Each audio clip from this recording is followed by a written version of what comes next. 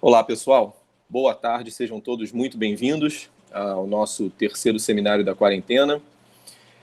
Hoje eu tenho o prazer de apresentar o professor Marcelo Hilário, do Departamento de Matemática da Universidade Federal de Minas Gerais. Seja muito bem-vindo, Marcelo.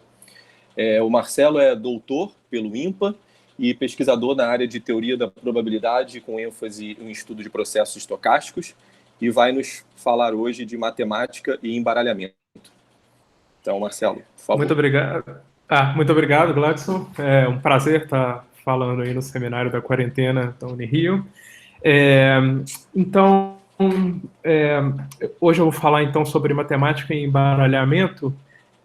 Esse seminário eu preparei como um seminário de divulgação, então não é exatamente a minha área de pesquisa, mas como vocês vão ver, tem muito a ver com probabilidade, que sim é minha área de pesquisa. E deixa eu começar dando algumas referências para quem tiver mais interessado. Eu não sei. Sim. As referências que eu queria passar são essas aqui. Essa palestra, então, ela está baseada num trabalho que eu escrevi com o Roberto Imbuzeiro, do INPA, tá?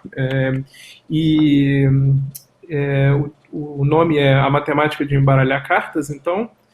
E essas foram notas de um minicurso do Bienal de Matemática de 2012. Um outro material interessante tem um nome parecido, então, Matemática e Embaralhamento de Cartas, é uma dissertação de mestrado de uma ex-aluna da UFMG, de 2016. Ela foi aluna do Bernardo de Lima. Outro material relacionado, esse é um livro, Markov Chains e Mixing Time, para quem estiver interessado, desses três autores aqui, Levin, Pérez e Vilmer. E parte do que eu vou falar aparece em um artigo de pesquisa do Diaconis e Bayer, de 92. E nesse artigo, eles mostram a seguinte coisa, falando informalmente. O que eles mostram é que se você tem um baralho padrão aí, então, de 52 cartas, basta você fazer 7 embaralhadas, 7 embaralhamentos do tipo certo, da maneira certa, para esse baralho estar bem embaralhado. E então eu queria descrever o que está por trás dessas ideias. Eu não vou provar esse resultado, ele é mais difícil do que eu vou fazer. Eu vou escolher o jeito fácil e então, ao invés de obter que 7 embaralhamentos bastam, eu vou tentar hoje obter o resultado de que 13 embaralhamentos bastam, mas o importante é eu tentar passar por para essa modelagem de como esse problema pode ser colocado e o que significa, então, de fato, embaralhar. Então, vamos começar com a ordem das cartas, né? Então, eu vou imaginar que eu tenho, então, um baralho com N cartas, e aqui, tipicamente, vamos pensar N igual a 52, e eu vou descrever a ordem das cartas como uma lista ordenada, que eu vou chamar de palavra, tá? Então, por exemplo, aqui você vê o baralho está na ordem padrão, as cartas estão ordenadas de 1 até N, então, nesse caso aqui, N não é 52, é N igual a 5, né? Mas, por exemplo, suponha que eu tenha a seguinte ordem aqui, dada pela palavra 2, 3, 5, 1, 4, tá? Então, são duas ordens diferentes, descritas por duas palavras diferentes, como vocês podem ver aqui, tá? Então, se a palavra eu represento por essa lista ordenada aqui, dizer que AI é igual a J, a iésima coordenada da palavra A é igual a J, quer dizer que a carta que está com o rótulo J se encontra na posição I. Então, tendo falado, então, das palavras, agora eu queria falar com o que isso tem a ver com uma permutação. E isso é bem simples, existe uma objeção entre o conjunto das palavras e o conjunto das permutações. E então, se eu quero obter, por exemplo, essa palavra aqui, o que eu posso pensar é na função g, que leva da ordem canônica para essa ordem aqui, tá? E então, se eu representar assim o conjunto de todos os índices de 1 até n, essa função g, então, vai ser uma bijeção de n em n, tá? E aqui está claro, então, g de 1 é igual a 4, g de 2 é igual a 1, g de 3 é igual a 2, e assim por diante, tá? Então, o que tem que ficar dessa discussão é que eu posso representar a ordem de um baralho como uma palavra, uma lista, mas também posso representar como uma permutação. Então, agora vamos passar para o que significa embaralhar o baralho, e o que eu quero fazer é repetir esse procedimento aqui de mudar realmente a posição das cartas, e isso então, aplicar mais uma função como essa aqui, g, h no caso, tá? Então, eu comecei com a minha pilha na ordem canônica, descrevo a posição inicial, então, como uma palavra, ou equivalentemente como uma permutação. Depois eu posso querer... Bom, gente, desculpa, parece ter um barulho aqui de carro, mas... Bom, depois eu posso querer embaralhar mais uma vez, isso significa aplicar mais uma dessas permutações H, tá? E eu posso pensar diretamente na palavra que descreve a minha pilha após essa permutação H ser aplicada, esse embaralhamento H ser aplicado, e então utilizar a composta dessas aplicações aqui, tá? E, bom, como cada permutação é uma bijeção, a composta também é uma bijeção, ou seja, é uma permutação, e então eu vou usar essa notação aqui, HG é a composta de H com G. Então, nessa palestra aqui, o que a gente vai estar interessado em aplicar um embaralhamento, um tipo de embaralhamento, várias vezes, um depois do outro. Então, eu vou querer descrever o que significa aplicar várias embaralhadas. Começo com uma permutação que me dá a ordem inicial, depois tem um conjunto de permutações, e quero aplicar esses embaralhamentos sequencialmente, um depois do outro, tá? E o que eu vou obter, então, vai ser, começo com a G, aplico a primeira permutação, a segunda e assim por diante, até aplicar a késima. Então, esse aqui é o resultado que eu vou ter da minha ordem, da minha pilha, após K embaralhamentos dados por essas permutações aqui, tá? Se eu tiver começado da aplicação da ordem G, tá? E eu vou chamar daqui para frente, nessa palestra, de SN, o conjunto das permutações, de N elementos, tá? E esse conjunto, então, vem munido dessa operação de composição, que a gente vai entender como uma espécie de produto, né? Então, isso não é novidade, que essa operação, então, que pega dois elementos de SN e retorna a composição deles associativa. Ela tem um elemento neutro, o elemento neutro aqui é a identidade, obviamente, porque se eu aplico a identidade, nada acontece, e como as permutações são bijeções, bom, você tem a permutação inversa, que desfaz aquilo que a primeira faz, então cada elemento tem também um inverso, e isso então quer dizer que esse conjunto, com essa operação, forma um grupo, e o nome desse grupo, geralmente a gente chama de o grupo simétrico, N elementos, tá? Aqui, bom, eu não vou usar isso na palestra de hoje, mas só uma observação para quem está assistindo, é que essa operação, né, não é comutativa, então você pode procurar aí alguns exemplos em que você tem permutações, aplica uma depois da outra, e a ordem aí importa. H vezes G é diferente de G vezes H. Então, até o momento eu descrevi como modelar a ordem inicial de um baralho e o que significa fazer um embaralhamento. Eu vou começar a falar agora sobre como fazer embaralhamentos ao acaso. Vou introduzir agora probabilidade nessa palestra agora. E eu queria perguntar, de algum jeito, não sei se tem como, se alguém tem uma dúvida, queria perguntar alguma coisa que pode não ter ficado clara até agora, ou eu posso continuar, se ninguém falar nada. Deixa eu só, pessoal, Alguém fiquem à quer... vontade aí. Se querem desligar, tá todo mundo por default com o microfone desligado. Aí, quem quiser fazer alguma pergunta pro Marcelo, se tiver com alguma dúvida, só ligar o microfone aí e fazer. Então, um elemento de SN é uma bijeção do conjunto... É uma permutação. Que é o mesmo que uma bijeção Sim. do conjunto de 1, 2, 3 até N nele mesmo. Afinal das contas, Exatamente. É só uma bijeção. Entendi. É só uma bijeção. Isso. Obrigado. E aqui, essas bijeções eu estou chamando de permutações. Beleza, Fábio? Beleza. Beleza.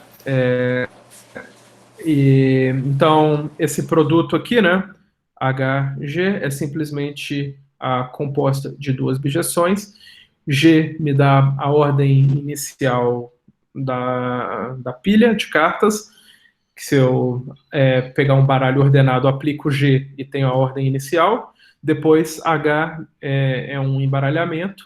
E aqui, nesse slide anterior, o que eu quis dizer é que, bom, se eu tiver vários embaralhamentos diferentes, tá?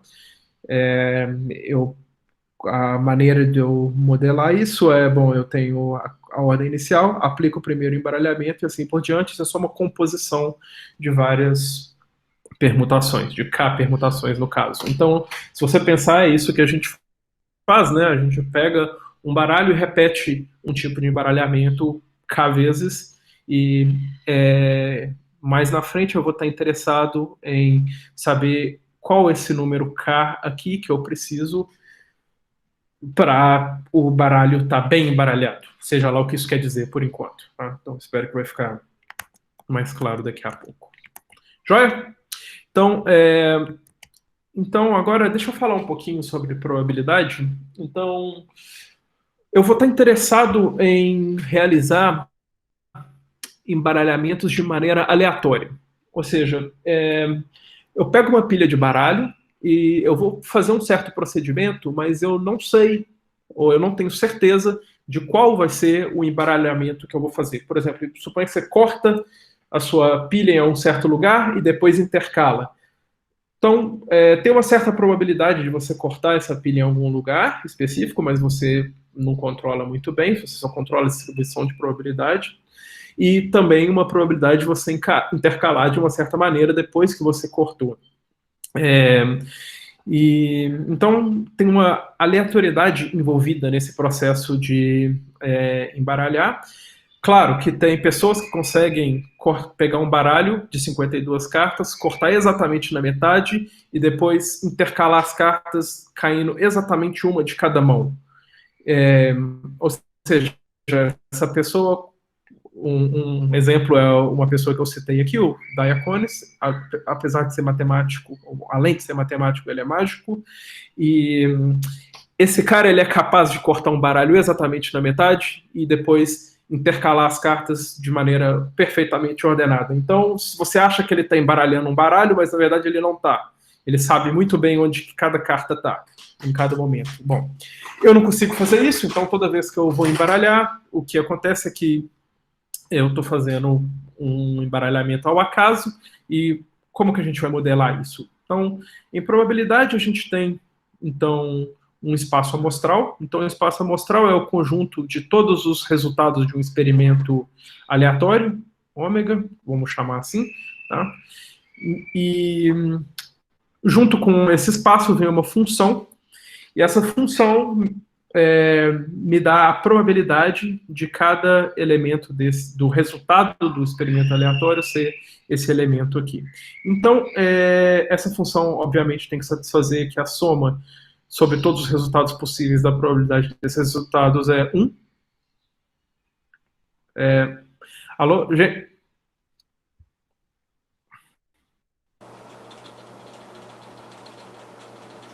Oi, Marcelo. Gente, vocês estão me escutando? Tô te ouvindo, Opa, mas a tela parou de compartilhar, né? A apresentação. Eu tô escutando, é que eu tô escutando o barulho de uma ligação. Faz sentido? Não, eu não. Aqui não tô escutando, né? Tava te escutando normalmente, assim.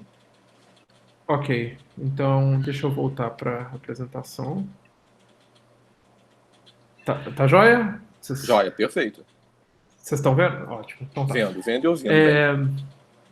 Ok, ótimo. Então,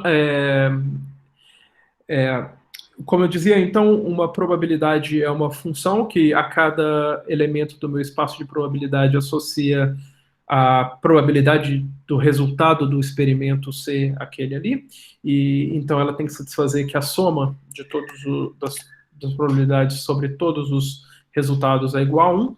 Tá? E aqui, se eu pegar o meu espaço de probabilidade, então, e pegar um conjunto de resultados possíveis, isso é o que eu chamo de um evento.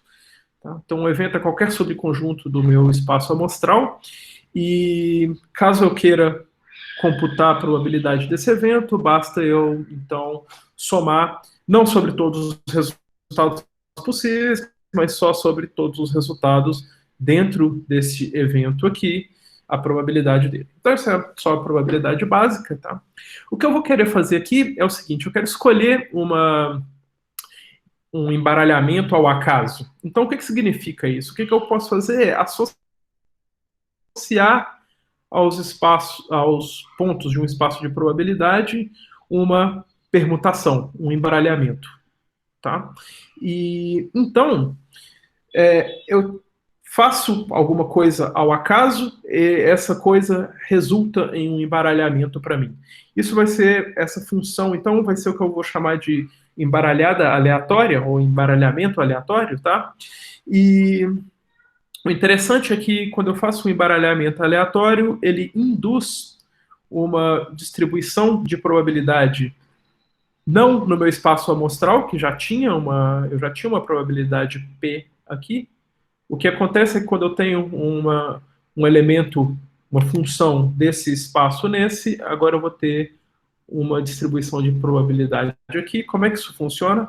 Isso funciona da seguinte maneira: a probabilidade de uma certa permutação acontecer, de um certo embaralhamento acontecer, a probabilidade da pré-imagem por essa aplicação, ou seja, a probabilidade dessa aplicação X ser exatamente a G.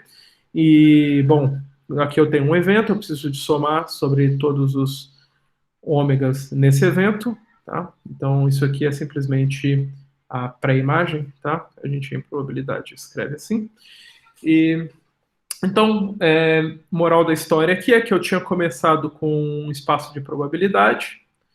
A cada elemento daqui, ômega, eu associei uma permutação, x de ômega, e isso me permite agora ter, lá no meu conjunto de permutações, ou de embaralhamentos, uma distribuição de probabilidade que eu consigo calcular, então, a probabilidade de cada permutação por essa fórmula que vocês estão vendo aqui em cima, tá?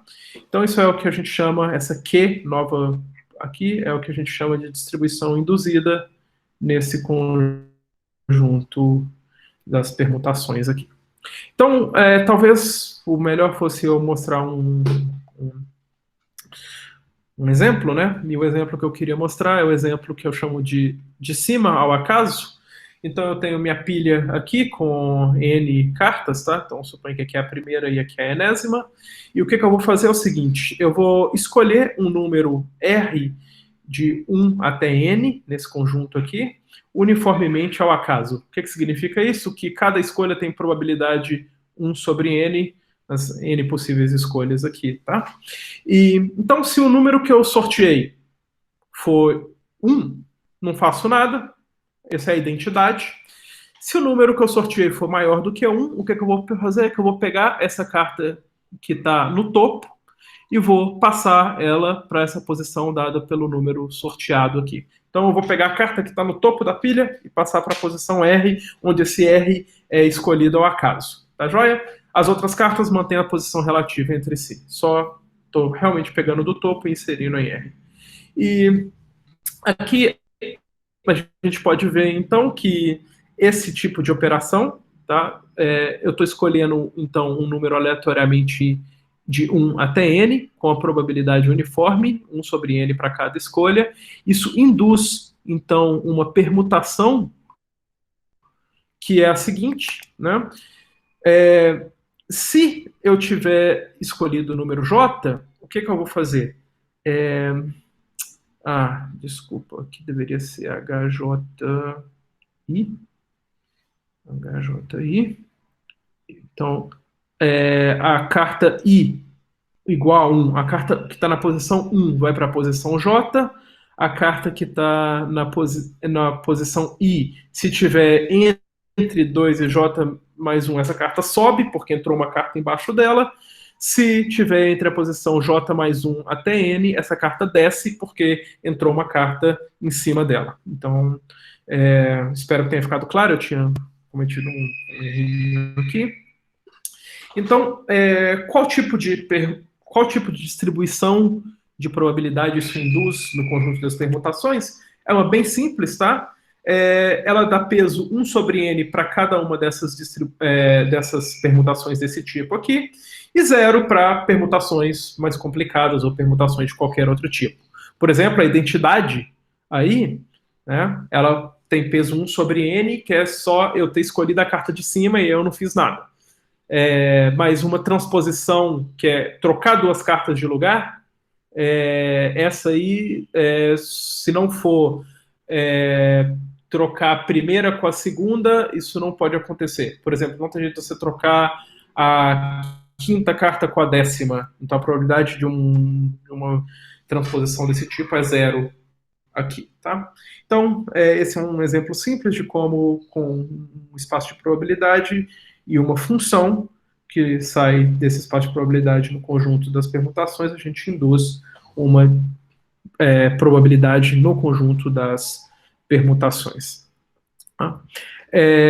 Então, eu queria agora dizer para vocês o que acontece quando a gente repete o mesmo tipo de permutação, o mesmo tipo de embaralhamento de maneira aleatória. Então, o que eu vou fazer é o seguinte, eu vou imaginar que eu tenho um espaço de probabilidade e uma função, então, ao invés de x, eu estou chamando de sigma aqui, que sai desse espaço de probabilidade e vai no conjunto das permutações. Então, isso induz essa distribuição aqui no conjunto SN.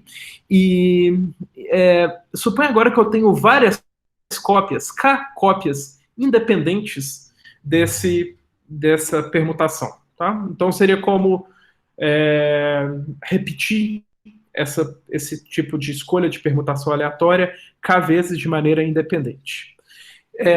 Eu vou pegar a composição dessas K permutações aqui, tá? E essa composição é o que eu chamo de sigma K, com esse K no expoente aqui.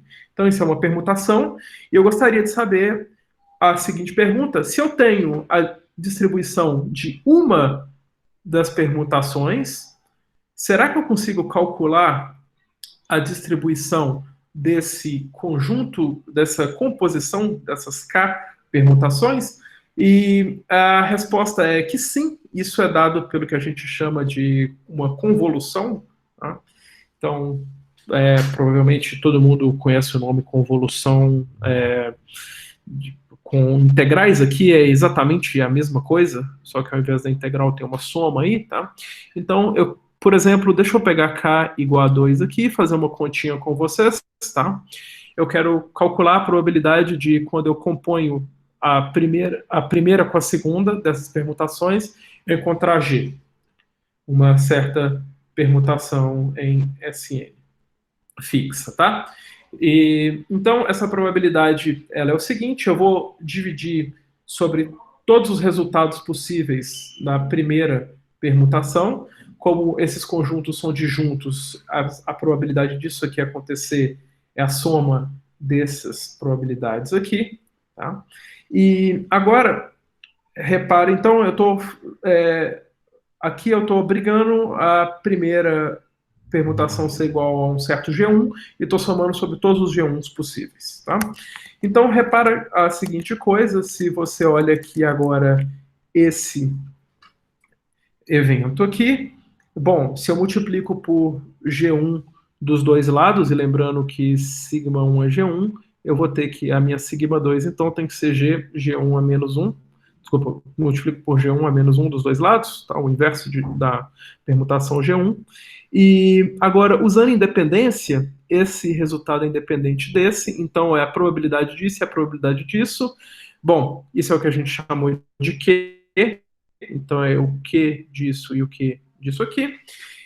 E agora, o último passo, eu gostaria de... Bom, isso aqui já é uma convolução, tá? Se você nota, mas eu escrevo um pouquinho diferente, eu quero chamar essa aqui de G2, e agora, quando eu corro com todas as G1s, o G2 não tá livre para variar no grupo inteiro, ele só pode variar no conjunto de permutações, que quando eu multiplico a esquerda pelo G1, me dá G. Então, eu tenho essa fórmula aqui, e isso é o que eu chamo, então, de convolução da Q com a Q mesmo duas vezes, tá joia? Bom, se alguém tiver alguma dúvida nesse cálculo aí, pode usar o microfone e me interromper, tá? Sem problema nenhum, eu posso explicar melhor. Mas, então, o que eu vou fazer agora é generalizar esse resultado aí para, ao invés de uma composição de duas permutações apenas, o que acontece quando eu tenho K permutações, tá joia?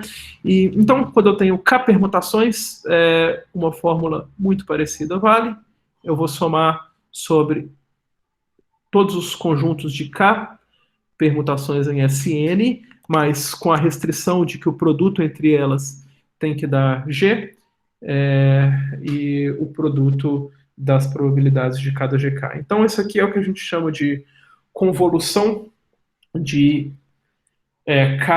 Q com K vezes, tá?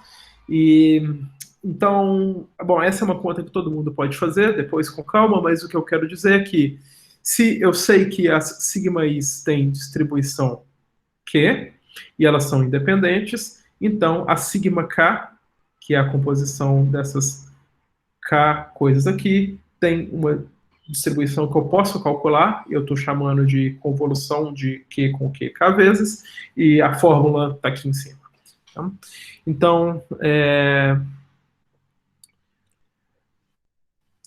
deixa agora eu falar um pouquinho sobre a distribuição mais importante nessa palestra aqui, ela é a distribuição uniforme no grupo, então eu tenho que esse grupo Sn aqui, a quantidade de elementos dele é n fatorial, isso é uma conta simples de você fazer, né? Então, o conjunto de quantas maneiras você consegue permutar n elementos, isso é n fatorial. Tá? E, então, a distribuição uniforme nesse grupo seria dar para cada permutação, para cada embaralhamento, a mesma probabilidade, 1 sobre n fatorial. Então, se eu conseguir preparar um baralho, tá, que a distribuição, a probabilidade de cada uma das ordens aparecer é exatamente 1 sobre n fatorial, o que intuitivamente eu tenho é que esse baralho está muito bem embaralhado. A melhor maneira de você embaralhar um baralho é essa. Então, tá? E aí qualquer evento, qualquer conjunto de embaralhamentos, qualquer conjunto de permutação, qualquer conjunto de ordens, teria a probabilidade, cardinalidade do conjunto dividido por n fatorial, porque é uniforme. Tá? Então, eu queria, então, preparar um jeito de de embaralhar um baralho e obter exatamente a distribuição uniforme, aquela que me dá probabilidade igual para cada um dos jeitos possíveis de embaralhar isso aí. Só uma coisa interessante, tá? Isso aqui é uma observação que provavelmente eu não vou usar no resto da palestra, mas é o seguinte: se eu começo da distribuição uniforme e aplico uma embaralhada qualquer, eu continuo na distribuição uniforme. E se eu tenho alguma embaralhada e aplico outra uniforme, eu também atinjo a uniforme. Então, você pode verificar essa fórmula depois usando a fórmula da convolução lá em cima. Além disso, se eu tiver um conjunto A e olhar a órbita dos elementos por uma aplicação G, só a imagem, na verdade, por uma aplicação G, bom, isso não muda, porque a quantidade de elementos continua a mesma e isso aqui só depende realmente da quantidade de elementos de A. Tá? Então, a quantidade de elementos de GA é exatamente igual à quantidade de elementos de A. Se eu dividir por N fatorial, isso aqui fica igual. Então, essa é uma propriedade que a distribuição uniforme tem. Ela é constante por operações de convolução e ela também é invariante por aplicação, pela ação do grupo aí, tá? Das permutações. Mas isso eu não vou usar, isso é só uma curiosidade, tá? Espero ter convencido vocês de que essa é a maneira de obter o melhor embaralhamento possível, tá?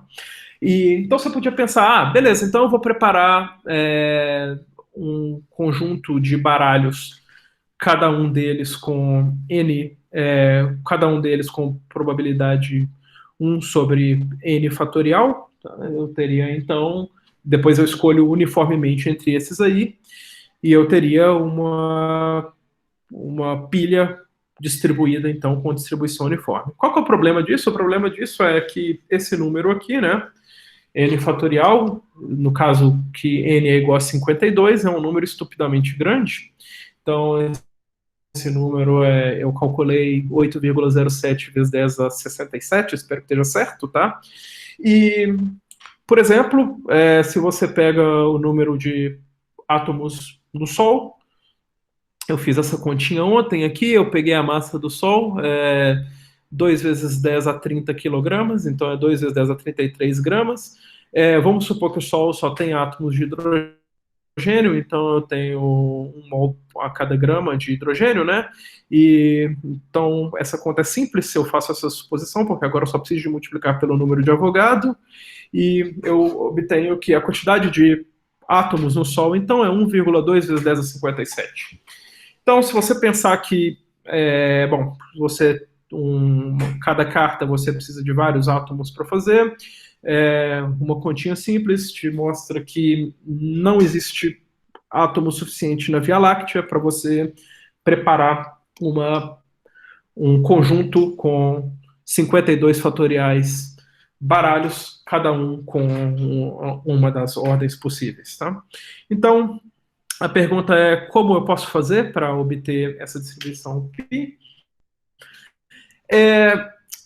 Tem uma maneira não muito difícil de fazer isso, tá? Mas ela não é exatamente o que eu quero discutir nessa palestra aqui. Deixa eu falar rapidamente como que você pode obter, então, a uniformidade perfeita. O que você pode fazer é que para cada K entre 1 e N, você sorteia um número aleatório LK uniformemente entre K e N. Isso é simples de fazer, um programa de computador simples pode fazer isso aí para você. Tá? Agora, o que você quer fazer é o seguinte, você quer, depois que você tem essa sequência de números LK, você faz iterativamente o seguinte negócio, você pega a carta que está na posição 1 e troca com aquela carta que está na posição LK. Tá? Então, você começa com a carta que está na posição 1 e troca com a posição L1. Tá? Desculpa, no segundo passo, você pega a carta que está na posição 2 e troca com a carta que você obteve que está na posição LK2. E no K mais 1, no passo K mais 1, o que você faz é trocar a carta que está na posição K mais 1 com a carta que está nessa posição aleatória LK mais 1. E uma conta simples mostra que depois que você repetir esse procedimento, então, N vezes de trocar essas cartas, você vai ter atingido a distribuição uniforme. Então, com 52 embaralhadas desse tipo, você pode realmente atingir a distribuição uniforme. O problema é que, bom, primeiro, 52 embaralhadas é muito, depois que cada uma dessas embaralhadas é diferente. Então, por isso aqui os índices são diferentes. Eu não estou fazendo uma convolução dessa distribuição por ela mesma. Cada uma aqui tem uma distribuição diferente. E geralmente não é isso que a gente faz. A gente escolhe um método de embaralhamento e itera esse mesmo método. Então, dado que eu não vou atingir perfeitamente a uniformidade perfeita, o que eu posso fazer? Ao invés de atingir, quem sabe eu não aproximo da uniformidade. Então, a ideia é, ao invés de eu tentar atingir, é eu chegar perto. Eu quero aplicar um embaralhamento K vezes e obter aproximadamente a minha distribuição uniforme. Então, o que significa isso? Bom, se eu estou falando aproximadamente, deve ter alguma noção de distância entre distribuições de probabilidade na minha cabeça. Então, isso é uma coisa que a gente está acostumado a fazer como matemático, que é pensar em um espaço e colocar uma distância nesse espaço. Então, o espaço das distribuições de probabilidade é simples o suficiente para eu conseguir fazer isso de uma maneira simples também. E a distância que eu vou usar aqui é o que a gente chama da distância da variação total. Então, qual que é a distância entre duas distribuições de probabilidade? A distância seria... Bom, esquece esse máximo aqui, né?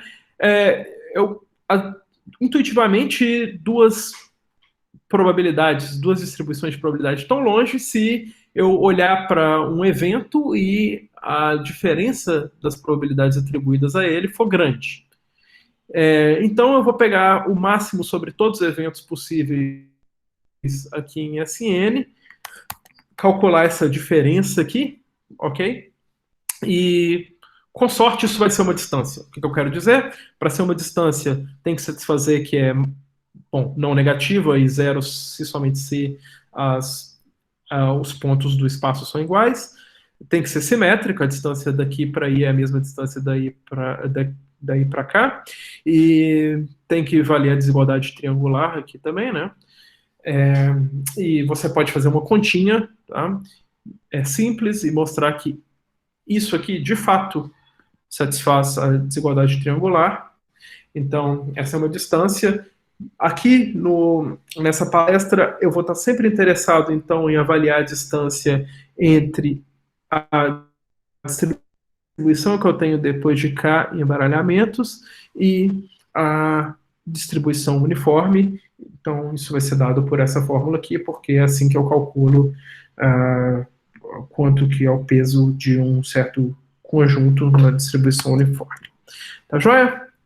Então, bom, se alguém tiver alguma dúvida pode me parar, então.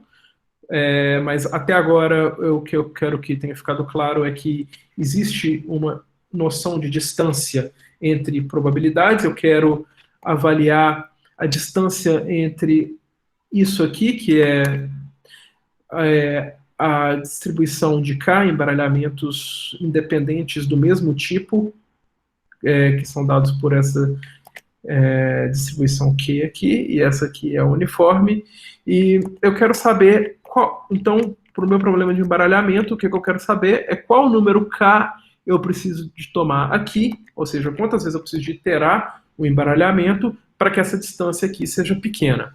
Então, isso me leva ao conceito de tempo de mistura. Tá? O que é o tempo de mistura? Então, eu vou fixar um epsilon e quero olhar quando que essa distribuição e essa distribuição estão epsilon próximo, ou seja, a distância entre elas é menor do que epsilon. Eu quero olhar o número mínimo de iterações que eu preciso de fazer para eu atingir essa distribuição, não atingir, mas me aproximar dessa distribuição, e aproximar, eu quero dizer, minha distância ficar menor, ou talvez menor ou igual. Então, eu não lembro qual é a definição correta, mas para qualquer efeito da minha apresentação aqui, não faz muita diferença se é menor ou menor ou igual aqui. E eu tenho... Isso é o que então eu chamo tempo de mistura, tá? Então, o tempo de mistura é a menor quantidade de embaralhamentos que eu preciso de fazer para que a distância entre a minha distribuição obtida e a distribuição uniforme seja menor do que epsilon aqui. Então, claro que isso depende do meu epsilon que eu fixei, do meu erro aqui, e a gente tem uma convenção em cadeias de Markov, em geral, que é quando eu fixo epsilon igual a 1/4, eu falo só tempo de mistura sem indicar o epsilon aqui. Então, até o final da palestra hoje, eu vou supor epsilon igual a 1/4, isso é só uma convenção, tá? Quer dizer, 1/4 já tá bom. Tô perto o suficiente. E eu vou trabalhar, então, com esse conceito de tempo de mistura.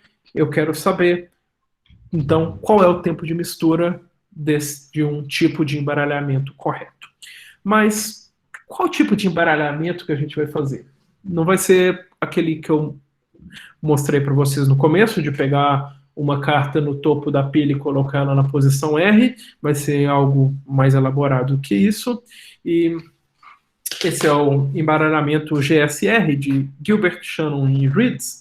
E ele é bem simples de entender, porque de fato é um embaralhamento que geralmente a gente faz quando a gente tem um baralho, a gente corta esse baralho em dois, então a gente corta esse baralho aqui, então eu fico com M cartas na minha mão esquerda, e eu fico com N-M cartas na minha mão direita, e depois que eu tenho as pilhas de cartas nas minhas duas mãos, eu intercalo essas cartas entre si, tá?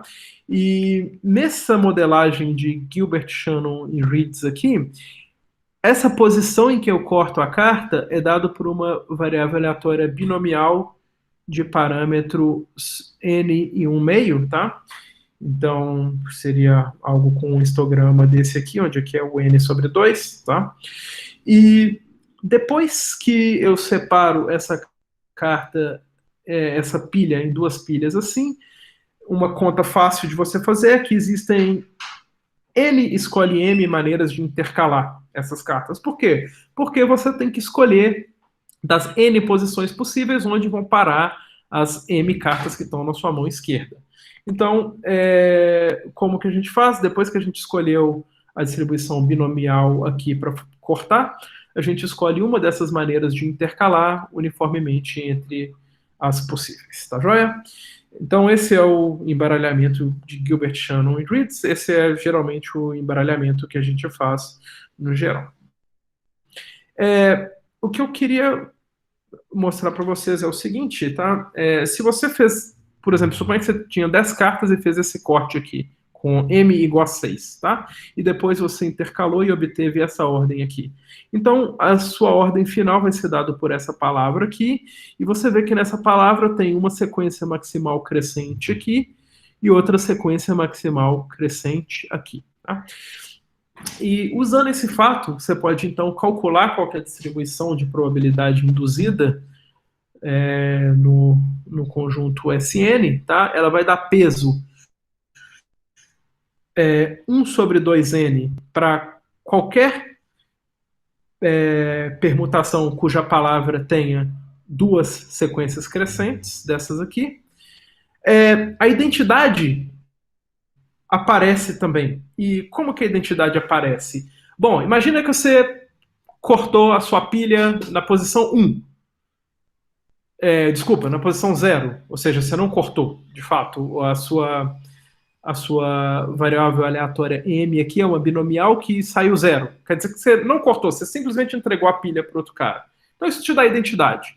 Da mesma forma, se essa variável aqui tiver o valor N, tá? Também você não cortou, simplesmente entregou a pilha para a pessoa distribuir as cartas. Outra maneira suponha que você cortou aqui, mas na hora de intercalar você pegou isso aqui e botou em cima aqui, então também isso te dá identidade. Então se você contar com cuidado, você vai ver que a identidade aparece n mais uma vezes, e cada uma dessas com peso 1 sobre 2 elevado a n, tá? Então essa aqui é a distribuição induzida. Eu não vou usar isso também, mas eu acho, mas eu só estou reforçando que cada embaralhamento como esse, você pode, com um pouquinho de paciência, calcular a distribuição que ele induz. Então, às vezes é mais fácil a gente pensar no inverso de um embaralhamento. Então, se eu embaralho as cartas desse jeito, como que eu faria para desfazer? Então, eu obtive essa ordem aqui no slide anterior, tá? Essa ordem aqui, eu repeti ela aqui, tá? E para você desfazer, também é um jeito de embaralhamento muito comum, que é o seguinte: você puxa essas cartas aqui com a sua mão esquerda, puxa essas cartas aqui com a sua mão direita e depois joga as cartas que obtiveram 0 em cima das cartas que obtiveram 1. Tá? Então, esse é um embaralhamento que a gente chama do embaralhamento inverso, do embaralhamento anterior, e ele, de certa forma, é um pouco mais simples de analisar que o anterior, porque você só está atribuindo zeros e uns para as cartas de maneira uniforme, com probabilidade de meio. Então seria, para cada carta você joga uma moeda, pode dar cara ou coroa, e aí você decide se ela vai para sua mão esquerda ou mão direita, e você bota as cartas que estão na mão esquerda em cima das cartas que estão na mão direita. Então é bem simples, tá? E as propriedades do embaralhamento inverso são o seguinte: se eu embaralhar diretamente T vezes e depois inverter, é a mesma coisa de eu... Droga. Aqui deveria ter um T, e aqui deveria... Desculpa, aqui deveria ter um T vezes, e aqui deveria ter um menos 1. Eu inverter primeiro e terá T vezes o embaralhamento inverso. O mais importante é isso aqui. Se eu andar usando o embaralhamento inverso, a distância que eu obtenho em cada passo é exatamente a mesma distância que eu obtenho se eu usar o embaralhamento direto. Tá? E a conclusão que eu tenho é que, para efeitos de cálculo, eu posso, ao invés de olhar para o embaralhamento Q, olhar para o embaralhamento inverso. Então, bom, eu suponho que meu tempo está quase acabando, e eu queria, então, usar esse fato para mostrar para vocês como fazer para chegar no resultado de 13 embaralhadas, tá? Então, usando esse fato, então, que eu posso analisar Q menos 1 ao invés de analisar Q, eu preciso entender melhor o que acontece quando eu itero uma quantidade grande de vezes o embaralhamento inverso. Tá? Então lembra que eu estou escolhendo algumas cartas e atribuindo para elas um 0, e outras eu estou atribuindo um 1, e depois o que eu faço é que eu coloco as cartas que tem 0 acima das cartas que tem 1. E intuitivamente o que eu fiz é, puxei algumas cartas com a mão esquerda, puxei algumas com a mão direita, e botei as da mão esquerda em cima da mão direita. Então se eu comecei com essa ordem aqui, a ordem canônica, depois de um embaralhamento eu vou ter essa ordem aqui, você pode simplesmente acreditar em mim e não fazer a conta aí. Tá? E a ideia é, agora que eu tenho essa ordem aqui, que é a mesma que está aqui, eu vou repetir a mesma coisa. Eu vou aplicar esse embaralhamento mais uma vez. Então o que eu preciso de fazer? Sortear esses números aqui de maneira independente mais uma vez. Então eu esqueço isso aqui, por enquanto, e sorteio mais uma vez. Então, os que obtiveram 0 agora vão para cima, são esses aqui, e os que obtiveram 1 na segunda rodada vão para baixo. E sempre que eu repito essa operação, então, o que eu estou fazendo é que eu estou escolhendo aí as cartas para onde que elas vão, tá? E a posição de cada carta vai estar, então, codificada pela sequência de bits zeros e uns que eu vou atribuir para cada uma delas. E aqui acontece o seguinte: quando tem empate, por exemplo, aqui, a carta que já estava em cima no começo continua em cima. Isso aqui acontece aqui também. Ó. Aqui tem um empate, a carta 1 está em cima da 6 porque ela já estava em cima no começo. Mas suponha que eu repito esse processo uma certa quantidade de vezes e eu, depois de um certo tempo, a minha sequência de bits para a carta I é toda diferente da sequência de bits para a carta J. Ah, então uma das duas vai estar em cima da outra. E é fácil você olhar para a sequência e saber qual que é. Tá? Mas se isso aqui acontece, então, que para todo I diferente de J, a sequência de bits de I é diferente da sequência de bits de J, então eu atingi a minha distribuição uniforme e eu estou feliz. Então, o que eu preciso de fazer? Eu preciso de ir atribuindo bits para as minhas cartas de maneira uniforme, zeros e uns, com probabilidade de meio a cada vez, até que todas as cartas tenham bits completamente diferentes. Tá? Quando isso acontecer, eu atingi a distribuição uniforme. E o interessante disso é que isso dá uma cota, então, para a minha distância entre as duas distribuições, que é a seguinte, ela é 1 menos a probabilidade de, após ter embaralhadas, eu ainda não ter, após ter embaralhadas, eu já ter todos os bits diferentes, tá? Então, isso aqui é uma fórmula que precisa de ser calculada, tá?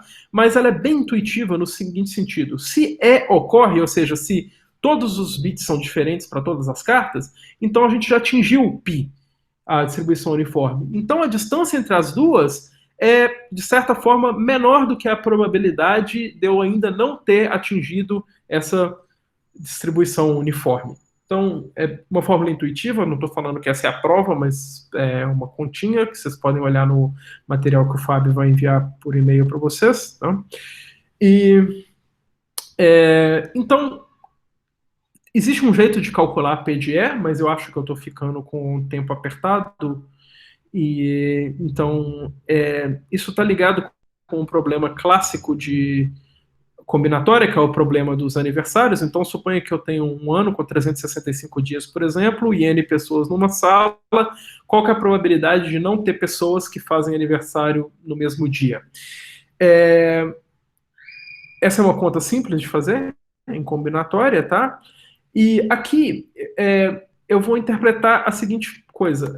Eu estou atribuindo para cada carta uma sequência de bits. É como se eu estivesse atribuindo para cada carta um dia de nascimento, um dia do ano. Só que aqui que meu ano tem 2 elevado a t possíveis dias, que são 2 elevado a t sequências de bits. Se eu fizer isso, e agora nenhuma carta tem a mesma sequência de bits, está em bijeção com o problema de nenhuma das N pessoas terem nascido no mesmo dia. Então, eu posso fazer essa conta, calcular esse P de E, então, eu não vou fazer exatamente aqui para vocês, mas o que eu encontro é que esse 1 menos P de E é menor do que essa quantidade aqui, ok? E essa quantidade aqui, bom, você pode somar. Aqui eu tenho um erro, eu preciso de um mais um aqui. Tá? Então, eu consegui uma cota para a distância de variação total usando um problema muito simples de combinatória. Tá aqui, se eu tenho N cartas e fiz T embaralhamentos desse tipo inverso, a minha distância para distribuição uniforme vai ser dada por isso aqui. Você pode ver que estou decaindo muito rápido com T.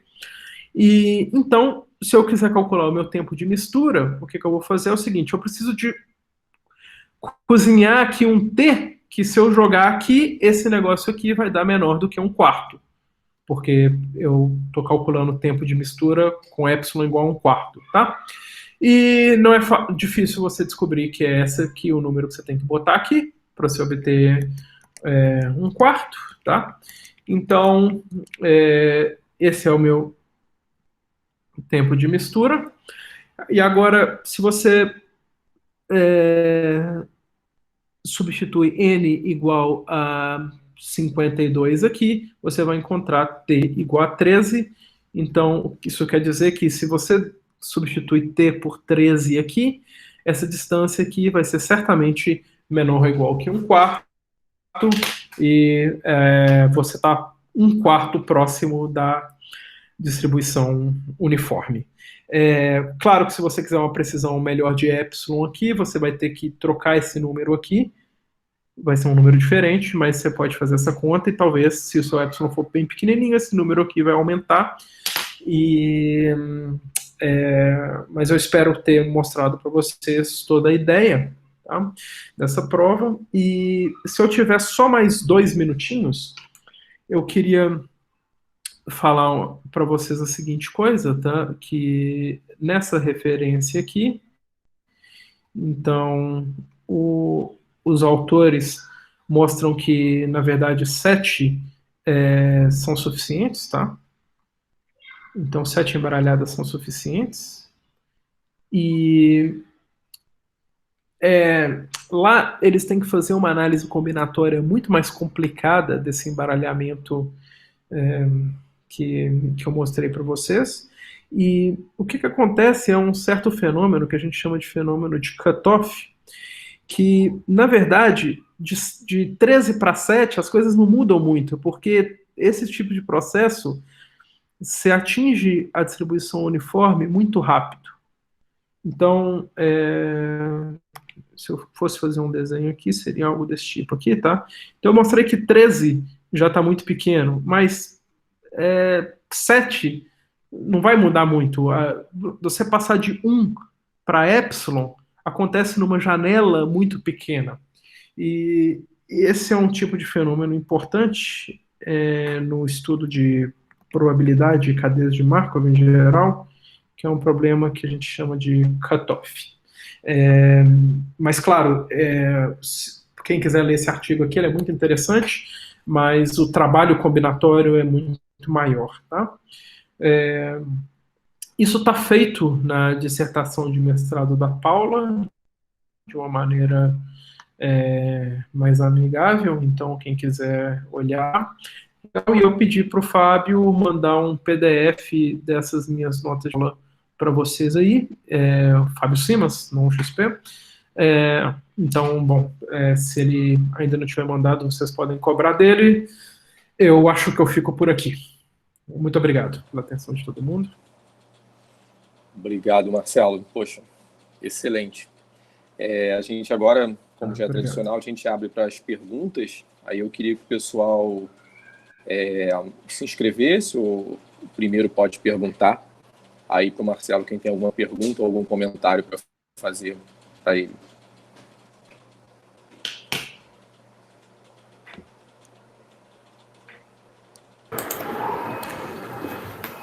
Eu tenho uma pergunta, Michel. Oi, Michel, você falou de que 7 são suficientes. Nesse artigo eles argumentam assim, se 7 esse é o número bom para isso? Ou sim, dá para diminuir mais? Não, esse fenômeno aqui acontece por volta do 6. Se for esse embaralhamento de Gilbert Shannon Reeds, tá? Realmente onde você cai de 1 para epsilon é por volta do 6. Então 7 é o melhor mesmo o que eles mostram é bem perto do real, sim. Uhum. E uma outra coisa assim, nessa teoria tem assim, deve ter algum tipo de estudo que agrupa os embaralhamentos, né? Então, esse seria um modelo para um grupo de outros, você sabe alguma coisa nesse sentido, assim? Eu não tenho certeza se eu entendi. Você diz, por exemplo, se eu tiver um certo conjunto de tipos de embaralhamento possível? Assim, tipo, esse embaralhamento que eles estudam, se tem outros embaralhamentos que geram a mesma distribuição. Boa pergunta. A mesma distribuição exatamente, eu diria que não, mas para efeitos práticos devem ter uma família.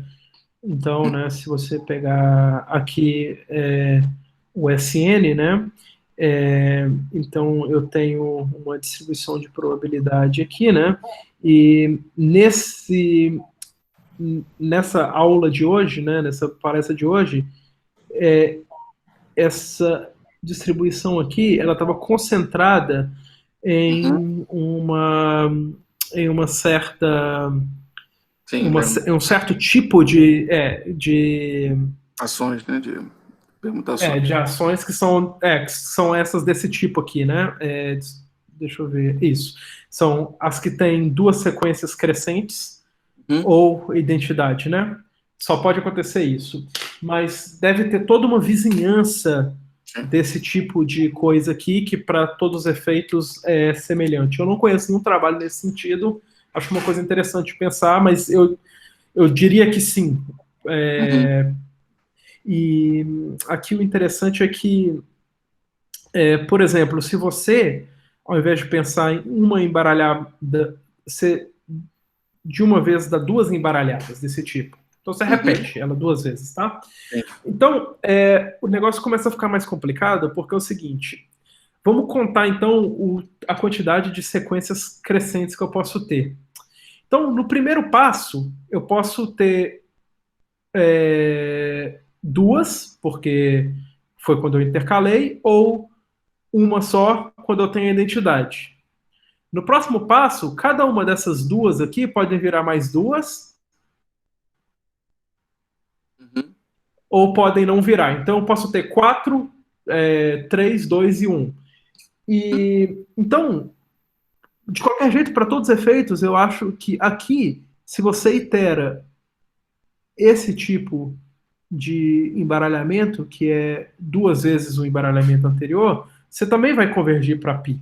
Então, isso aqui me dá um outro tipo de embaralhamento, obviamente, ele é uma composição desses aqui, que também converge para a medida invariante, né, a probabilidade invariante aí, a uniforme.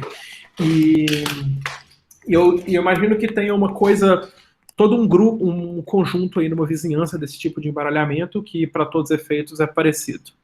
Certo. Valeu, obrigado aí, foi muito bom. Nada. Obrigado, Michel. Pessoal, mais alguém fazer pergunta aí para o Marcelo? Eu tenho uma pergunta. Essa história do tempo de mistura, esse 1/4, você tem alguma explicação boa para ele? Não, 1/4 é arbitrário, na verdade. Então, para você saber se isso é bom ou não, realmente você precisa de pensar no problema que você está analisando, né? Então, é a mesma coisa de você estar aproximando um número irracional por um número racional. Você vai parar em algum lugar. Onde você para, a escolha é sua. Então, existe uma convenção. Então, toda essa teoria que eu estou falando aqui, ela está escrita em termos de embaralhamentos, mas isso tudo existe no contexto mais amplo, que é de cadeias de Markov. Então, o tempo de mistura é muito utilizado em cadeias de Markov, porque o que ele quer dizer é o seguinte: o seu tempo de mistura ser baixo, a sua distância aqui ser baixa, né, quer dizer que você esqueceu a condição inicial. Então, isso tem a ver com realmente a mistura de sistemas dinâmicos, né, que você está realmente esquecendo onde você começou. E aí a gente tem esse epsilon aqui, que para cada pessoa um epsilon bom é diferente, depende da aplicação que você quer. Então, claro que se você é um cara que está interessado em embaralhamentos num cassino e você quer saber o tempo que isso vai ficar bem embaralhado ou não, bom, você quer usar o seu epsilon dependendo do tanto de dinheiro que você quer ganhar ou deixar de perder, e aí você tem que saber qual que é o epsilon bom para você. Mas isso aqui é realmente arbitrário, tá? Esse 1/4. Obrigado. Então, eu devia falar, 3 embaralhadas bastam para esse 1/4 arbitrário aqui, tá? Se para você o bom for 0,001, 13 não vão bastar, talvez. Mas o bacana é que o mesmo método se consegue para... Isso, o bacana é que o mesmo método se consegue, mas o que é verdade é que esse negócio de ter uma queda abrupta ao redor do 6 se mantém. Então, o importante é que para você sair daqui de uma coisa grande para uma coisa baixa, acontece muito rápido ao redor do 6. E não melhora muito com mais embaralhados. Não melhora muito. De 7 para 13, a melhora é muito pouca, perto de 5 para 7. Ótimo. Isso é muito interessante. Olha, meus parabéns. Eu adorei a exposição e gostei dessa mesinha, não sei, esse quadro colorido que você botou aí. Ficou muito claro. Obrigado. Obrigado. Obrigado. Pessoal, mais alguma pergunta, algum comentário para o professor Marcelo?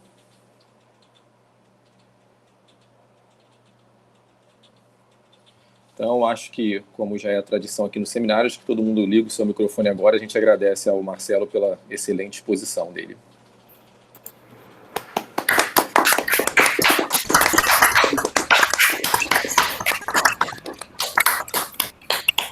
Obrigado, Marcelo. Assim, muito didático mesmo a sua Ok, muito obrigado a todo mundo.